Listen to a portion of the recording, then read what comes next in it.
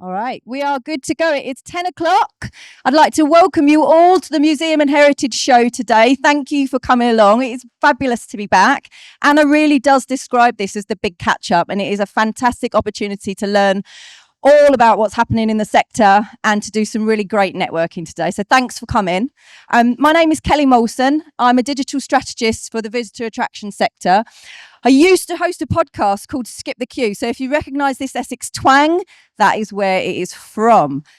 So it is my absolute pleasure to introduce you to our first speakers this morning. We have Pawlet Brookes, MBE, who's the founder, CEO and artistic director of the Serendipity Institute for Black Arts and Heritage.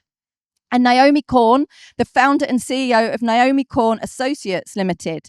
They're going to be talking about copyright and rights management, navigating power dynamics and inequalities across cultural organisations.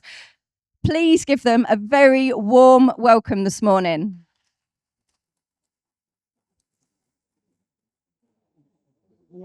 Thank you. Thank you very much. I think we're going to really just kick off with just giving you a little bit of background about who we are and what we do, so you know who's talking to you. So for Serendipity Institute for Black Arts and Heritage, we started 14 years ago. And basically, one of the main things that we wanted to do was address the imbalance and look at changing the gaze. When I talk about changing the gaze, I think it's really, really important, specifically when we look at the issues around heritage. And so what is unique about us is that we decided to look at those two parallel lines between arts and heritage and join them together, because they do actually sit together a lot more than people realize. We have a number of flagship things that we do. We've just finished LDIF, which is Let's Dance International Frontiers, which is an international dance festival that we've been running for 14 years. All the work that we do, it comes out of the African Caribbean and Latinx, where it meets diaspora. We also publish, we've got 25 publications out at the moment, and they are a combination of dance publications or heritage publications, with another 3 coming out this year. We also run Black History Month for Leicester. We also do the annual Windrush Lecture. We've been very lucky in getting some support from the National Heritage Lottery Fund, and we run a heritage project which is looking at digitizing Black arts and heritage within the Midlands. We thought the work would just cover the Midlands, but however, because of the nature of our work being international, some of the things that we have in our archives already speak to the international voice of diaspora, and you can see that in the work that we do. And as a consequence of that, obviously, copyright is really, really important to the work that we do and the artists that we work with, and we'll sort of navigate that a little bit more as we get more into the conversation. Naomi. Thanks, Pawlet. So I'm Naomi Korn. I founded Naomi Korn Associates over 20 years ago. And we supply and help our colleagues navigate copyright and data protection issues. And we've always taken the stance of giving support in whatever ways we can to help the sector that we love in order to do the things it's really good at, whether that's making its collections available online or making the most of collection items. So Pawlet and I got to know each other only a few years ago. Was it through the we run a program called The Young Archivist, and realistically, the Young Archivist grew out of the fact that only 1% of diverse people, in particular Black people, make up archivists in this country. And so we introduced a course that was bespoke at looking at how do we empower, how do we change that landscape so it's more reflective of the demography of the UK. So we've been running a Young Archivist, and within doing that, we asked Naomi, would she do a session on copyright, which I think started as a half a day and then now is a full day in the course, because it's so, so important to the sector.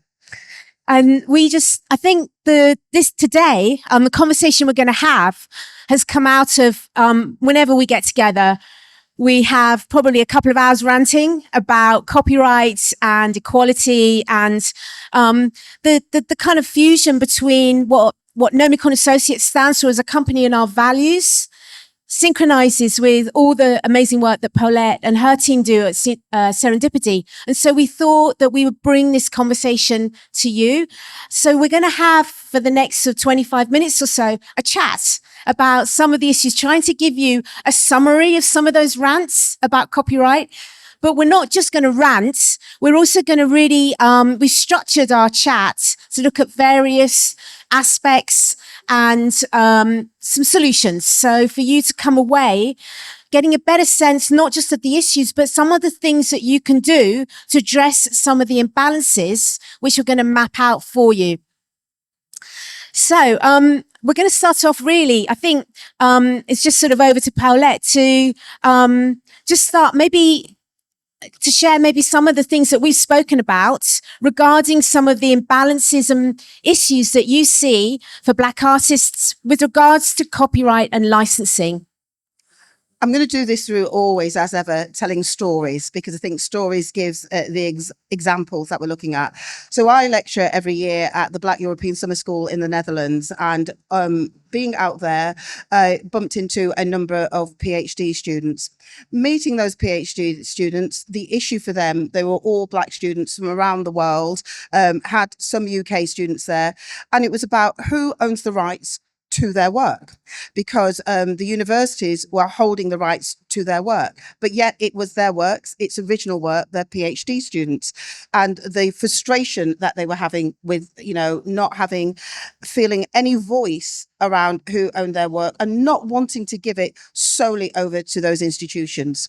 The other was bumping into somebody where, again, a university had taken the research from another student, Black student, and because they're the lecturer, and published the work and they get the rights for it, and what does that do? And then trying to find ways to address that and support the students with the issues around that. But it then went on to other issues around work in terms of who owns the rights to a piece of work that's been funded, and the Creative Commons, and the issues with the funders saying, well, we own the rights to it, or you've got to hold it for 5 years before you can do anything to it. Meanwhile, the artist has no rights for their work. So, a recent case that we've been working on, where we've got a project called 100 Black Women Who've Made the Mark.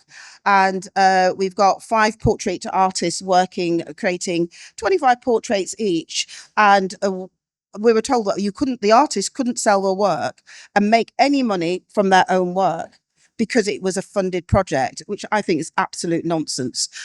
So obviously we've gone into battle. We have won. The artists have got the rights to their work, but it's really, really, the more and more you start to unpack these issues that artists are facing, the issue around orphan images, what does that mean? 9 times out of 10, it means a Black person's been exploited. They find a picture that belongs as a member of their family. No one's ever contacted them, because you could just use these images before, and people used to just take them, use them. I call it poster culture, because it ticks the cultural diversity box that they've got a Black face on there. But actually, has anyone interrogated where that information comes from, who that person is, who the family is, and no one does this? And it's been really, really difficult. And people sign over all their work, their contracts, everything, because they think they're getting a foot on the ladder. So what we found is really, really important is to unravel that a little bit more, to look at the contracts, to look at the relationship with the funders, to look at the work and just saying, these are your basic rights. And so for us, all these issues keep on cropping up. And as I say, it straddles both arts and heritage, and people think they're separate, but they're the same, because we're still dealing with the creator of the work, whether it's someone who's written the piece of work, painted a piece of work, performing on stage, these issues are there at the bedrock of what we're looking at.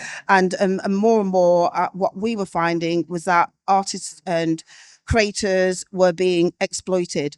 When we get into the digital realm and you start to look at race behind the keyboard, then you can see that it's even more complicated, because it's like quicksand in terms of the shifting ground and the new legislation that keeps on coming out. And so trying to be on top of that. So these are the issues that we've been grappling with. And so sort of presented them to Naomi and said, well, how do we get past this? What do we do? And so there's the basic legislation, which Naomi's sort of helped us navigate. And then there's just a tenacity of going in and saying, well, I'm not happy with this, and just going and having an all-out scrap, basically, to win. It's really interesting what you say, because I think when we kind of articulate copyright, we think about it as purely a legislative issue about control over rights, control over how a work is used. But we forget that it's intrinsically a human right, a right to own property. We forget the correlation between copyright and ethics. Being credited, someone created something, being credited for that. And sort of picking up on some of the things you said, say, for example, some of the funders' terms and conditions requiring outputs to be made available under the most open terms. That's great for users. That's fantastic. But what about the people who created the stuff? What are they losing out on? And you mentioned about the commercialization, the commercial rights that they're losing out. So users can make money from a work that's funded, but the creators of that work lose exclusive rights to commercialize their works. And so when we've got artists already on the back foot, creators on the back foot, is that sort of, I think that's really challenging. And that's what the sort of the essence of what you and I speak about so much, that inequity in power and kind of why we have that is something that we've also spoken a lot about. And so I think that one of the big issues that we see is a lack of confidence in copyright, thinking it's maybe people being more draconian, being more land grabby, or not nuancing licenses to artists in specific ways because of their own lack of confidence in the topic. Is that something that rings a truth for you? I actually think the people who are enforcing the legislation don't even actually understand it for themselves. And I also think there's the power dynamics in terms of where people are positioned in terms of positionality. So because you're a funder, it doesn't mean that you've got all the rights. But people think because they've funded something that they've got all the rights. And you really do need to look at the contracts, and you really need to read in between the lines of what you're signing up to, what you've agreed. It doesn't mean that you've signed everything over. And I think funders sometimes say, well, no, but you signed this, and you say, no, I agreed to use your logo, or I agreed to do this. I didn't agree to give you all the work. But they feel that they have this power. And I think it's power dynamics in terms of relations and in terms of who knows what. And we haven't educated the sector. The sector are not educated around copyright. They're not educated about crediting. And it doesn't matter whether you work within the arts or even within education. We did some stuff with the National Education Union. We worked with a number of teachers who just thought they could get pictures and put them in these photos and not credit. And I was like, no, you can't use that. And they didn't understand why they couldn't use it. And we had to take them on a step-by-step guide of why they couldn't use it. And hence that kept on drawing us back to the work that we're doing with Naomi, because I think people needed some clear guidelines of what the do's and the don'ts are, what they can and cannot do. The tipping points where you can challenge and push back a little bit more. I thought that was really, really important. So there's something here, I guess, and this is a lot of the work that we do and that you do, which is the sort of educative part, isn't there? Which is the sort of identifying who the stakeholders are. So we've got the funders, we've got the users, we've got the artists, and then we've got the cultural heritage organizations as well. And it strikes me that each needs to play its part in understanding terms and conditions, and also getting better at communicating them to the people that they're providing the money to. So I often think about the flow of the money. So it starts with the funders, and it can go to the cultural heritage organizations, and then it can go to, say, the artists. Almost how we find a way to make it easier for people to understand not just copyright, not just contracts, but actually the detail of what things mean, not asking for too much, making sure that there is a clarity regarding crediting and attribution, and trying to kind of, I guess, recognize, and from what you said as well, and what we've spoken about, so one size doesn't fit all. Yeah, it's understanding the size, scale, and the nature of the organization and the person or the creators, from that sole trader to that big organization, that big institution. What are the stepping stones? What are the parameters? What have they put out as in terms of the legislation? And most of the time, when it's the big funders, they know the basics around the accreditation of their organization. They don't necessarily know and haven't delved into the accreditation of the work itself. And so they've not worked through what those parameters might mean, and also what it means in particular for the creator. They don't understand that. They understand where it sits legally as a funder in terms of what they've set out, but they haven't gone into the really nitty-gritty detail of what that means for the artist, how that empowers the artist. An artist not being able to sell their own work is problematic. All their work then being tied up with something is a problem. And so it's looking at how do we change that. So yes, there are mutual benefits for everybody, rather than the benefits and the beneficiaries all being in one place. Yeah, absolutely. I 100% agree. And I suppose the sort of anecdotes that I can share, sort of linked to the ones you've already sort of outlined, are what I see a lot, what we see a lot, is when cultural heritage organisations commission artists and ask for the artists to transfer all their rights and waive their moral rights. Yeah. Because that's the easiest position to take. They just grab everything. And what I think, what I see is that that's not always what needs to happen. There can be nuances, and there needs to be, instead of going down that land grab position, it's about recognizing, do they really need all the rights? Waiving moral rights means that a creator gives up their right to be credited. They give up their right to control how a work is treated. And when you already have an imbalanced power relationship, that's really disrespectful at best and ethically dubious at worst. Yeah. I mean, what we've done with Serendipity and the digital archive is that the rights remain with the artist, and they give us a number of rights in terms of presenting or showcasing or accessing their work. But fundamentally, they always have access to all of their work. And they say what elements that we can show, what elements, if people want to find out more, then they'd have to go through the artist and make sure that the artist agrees that they can show that work. So we're just trying to change it and change the power dynamics and the balance and put that back.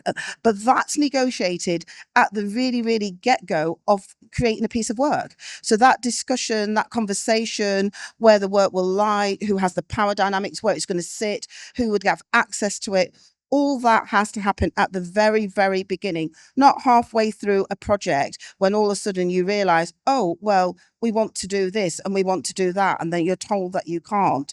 And so it's at the really, really the beginning stages, the foundation of coming up with a concept, an idea that you really start to drill down on. Where is this work going to be shown? How is it going to be shown? Who's going to access it? Who does it belong to? Who gets the rights for it? What are the problems with it? And you have to start having some of those really difficult conversations to create the project. You can't then have those difficult conversations after the project's created, because that's when you get into problems. You really do need to have that really honest conversation to see if the project's got anywhere to go. I love that, because that's such good advice. So it's when you are working with commissioned artists, and even if you're being funded, so there's almost like, first of all, understand what your funding terms and conditions say before anything else. And then what does that look like with the people you want to work with, individual artists or community groups? Is that something that you agree with or you can do, or is that even something that is feasible for them? Yeah. Having those conversations early, thinking about what your obligations are to your funders or your organizational requirements. And then if it's not possible, either give yourselves time to do something else, or come up with another way. Like you spoke about licensing instead of a transfer of rights. That makes so much more sense. Yeah. You need to step back from that process. I mean, I had somebody who wanted to throw in an application, thought they had everything done. That I posed some questions. So it's like 12 months later, they're now going to put in the application, because they had to go through negotiating what would the end outcome look like for them. If they'd put it in the way they originally were going to put it in, they would have lost out. They wouldn't have had the rights to their own work. And this is someone who's like 50 years developing something, to then lose it all, just because they're going to get a little bit of funding. Is it worth it? personally, no. And you have to be prepared not to get every single application, because not every single application is worth it if you're going to lose the rights to your work in the long run. And so it's understanding which ones are worth going for and which ones are not. And, you know, what sort of conversations to have with the potential funder beforehand. Because I think there's an education on both sides. It's not just about educating the creator, it's about educating the funding system as well, that it needs to have a little bit more give in it, a little bit more tolerance, and that they need to understand that the world has shifted, and, you know, they don't own everything just because they funded it. You know, they've supported you to put something on, they've empowered you, but they didn't create the work. And I think that's really, really important. Yeah, and I just thinking about what you're saying, you know, I know that if people who are receiving funding know that there are issues, you can go back to the funders and say that there are issues, and that is the way of educating the funders, because the funders may not know. And I think that there is, again, this tie back between what we feel confident to say and ask.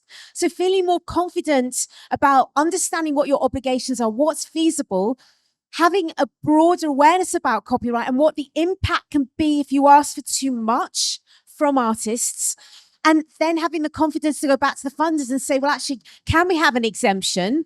Can we do things differently? That's okay. It's really, really okay. But without the time that you mentioned, Pawlet, without doing things at the beginning, you won't have the time to do that. And I know so many projects that think about copyright only at the end. And as soon as you've left it to the end, you've lost any opportunity to do something different. Yeah, definitely. I mean, one of the things that Naomi and I've worked on is this guide. And although it says the word black, actually it refers to anybody. It's just that I work culturally specifically. And what it does, it's free. It's downloadable from our website, free. I've got about 5 or 6 copies here that people can have. But what it does, it gives that discussion right at the get-go, so the artist can then start to interrogate what they need to ask. But equally, you know, when I look at who's downloading this, you know, the funders are downloading it and looking at it as well, because we've opened up the landscape. We said it's free, have a look at it, these are the issues, these are the concerns, protect yourself, have this as part of your conversation, have this as part of your funding, have this as part of the things that you're doing, you know, force that conversation. And we just thought, well, you know, let's just make it free. Let's make it accessible. And then people then know their rights. And it's interesting who's looking at it, who's downloading it, who wants to work with it, and the conversations that people now can then have with their funder, with another person, with another artist, in terms of where they sit within their work. And it's whether it's somebody who's writing a piece of poetry, as I said, or, you know, they've got some great big sculptural piece that they're doing. You know, the fundamental rights are still the same in terms of who owns the rights to the work. So we've just opened up that. We know that this is not set in stone.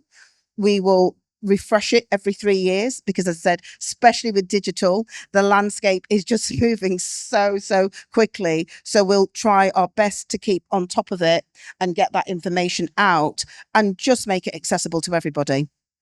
Brilliant. I think we've got some time for questions. Yeah. Should we do that? Yeah. Is it 5? We've got about 5 minutes, I think. There is a roving mic coming around over at the back there, if anyone would like to ask a question.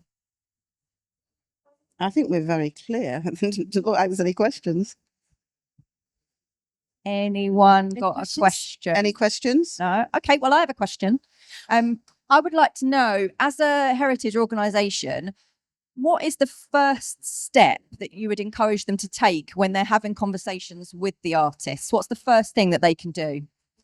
And for me, it's to really understand, one, what type of artist, what sector, what are the barriers in that sector? Because it's going to be very different. And you look at the art form. If I look at what we do with dance, you know, is it a piece that is already notated? Does it already exist? Do you have to deal with music as well as dance? Because you could be really dealing with multiple art forms to create one piece of work. So we did a piece called Siren Calls to an Elusive Journey. So we had a Black classical composer, we had 2 different choreographers, we had 2 different venues, and we made a short film and we did a publication. Multiple layers of who has the rights at all those different levels to that piece of work. So look at, if you're working with somebody, what type of artist, where it's going to go. Is it just one artist for the piece of work? And as I say, on that particular project, it was really, really layered, because you've got, musicians' rights, composers, they've got the one thing.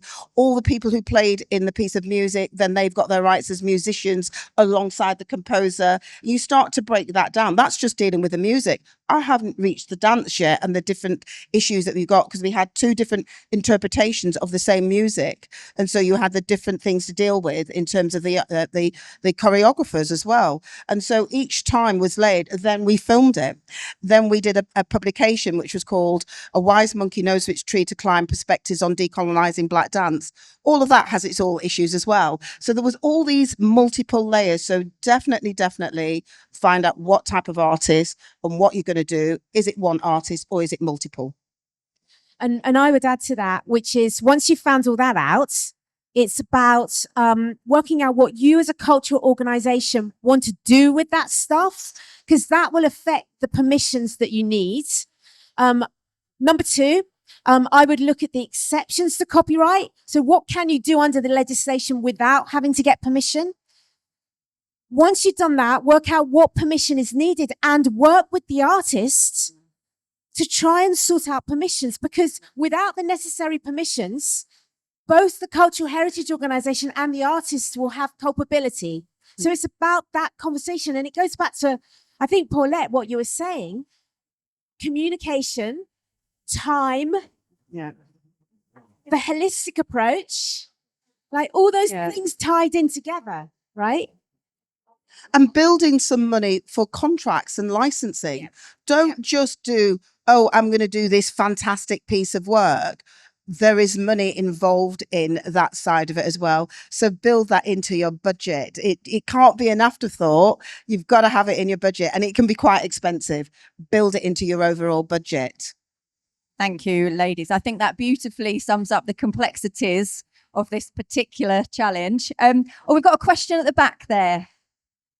I was wondering, as an artist, if you're coming into a project that has multiple, like, different streams of funding, how that can affect your rights within, like, how much, like, if it's being funded by multiple streams, like, how much can you, like, get? You still have the same rights. Okay. Yeah, you still have the same rights. What you need to understand is what each funder has. So we've got a project with exactly that.